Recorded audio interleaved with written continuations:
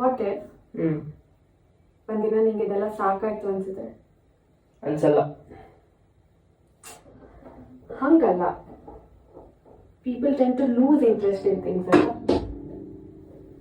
But ನೀನು ಯಾವುದೋ ವಸ್ತು ಅಲ್ವಲ್ಲ, you are you.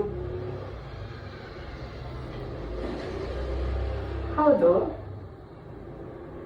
But still ನಾನೊಂದಿನ ತುಂಬ ಅನ್ಅಟ್ರಾಕ್ಟಿವ್ ಆಗಿಬಿಡ್ತೀನಿ ಅನ್ಕೊಳ್ಳೋಣ. Let's say I not look the same. ಆಗ I would still love you. ಯಾಕೆ ಅಂದ್ರೆ ನೀನಾಗೆ ಇರ್ತೀಯ.